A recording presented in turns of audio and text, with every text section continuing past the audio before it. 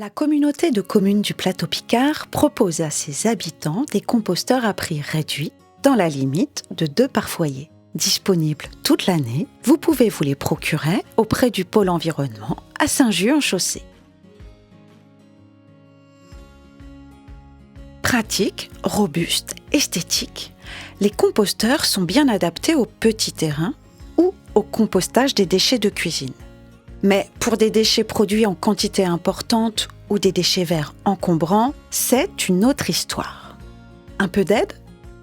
L'apport en déchetterie ou la collecte des déchets verts en porte-à-porte sont 2 alternatives intéressantes. Elles ne vous tentent pas ? Il est vrai qu'entre le temps à y consacrer, les déplacements automobiles, la contrainte des horaires d'ouverture des déchetteries ou celle des jours de ramassage, sans oublier leur coût pour la collectivité, il y a de quoi hésiter. Vous aimeriez des solutions simples, gratuites, naturelles, qui profitent à votre jardin ? Bonne nouvelle, elles existent. Voyons-les ensemble. Le compostage n'est pas réservé au bac. Il peut très bien se faire en tas, ce qui permet de traiter des quantités importantes de tonte, de feuilles ou de branchages. Les mêmes règles s'appliquent.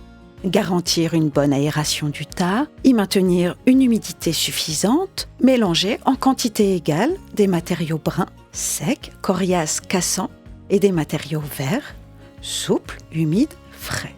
La seule différence est que le compost mûr met plus de temps à se former, entre 1 an et demi et 2 ans. Le paillage est tout aussi efficace pour recycler au jardin vos tontes et vos feuilles mortes. C'est très simple.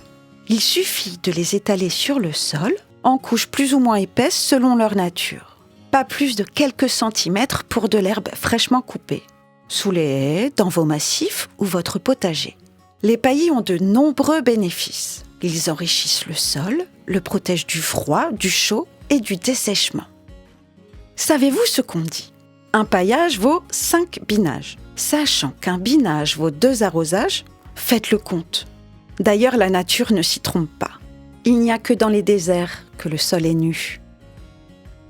À l'automne, votre surplus de feuilles peut se recycler en terreau. La technique est extrêmement simple. Entassez des feuilles bien humides dans un sac. Si elles ne le sont pas suffisamment, arrosez-les copieusement. Puis percez le sac sur toute sa surface, fermez et oubliez-le. Le temps de transformation des feuilles en terreau est d'1 an et demi à 2 ans. Pour vos branchages, la haie sèche est tout indiquée. Il s'agit d'empiler tout type de déchets verts sur 1 mètre environ entre 2 rangées de piquets. Ils s'y décomposeront progressivement sans encombrer le jardin, mais en enrichissant le sol. Astucieuse, la haie sèche est gratuite et n'a pas besoin d'être taillée.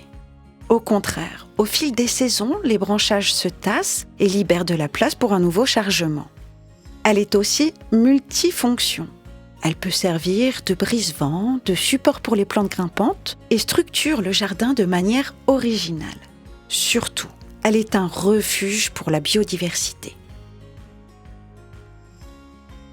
Et si vous n'en voulez plus, oubliez l'opération contraignante du dessouchage.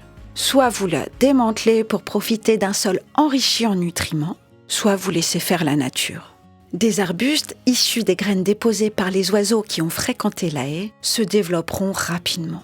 Vous jouirez d'une haie vive constituée d'essences variées et 100% locales.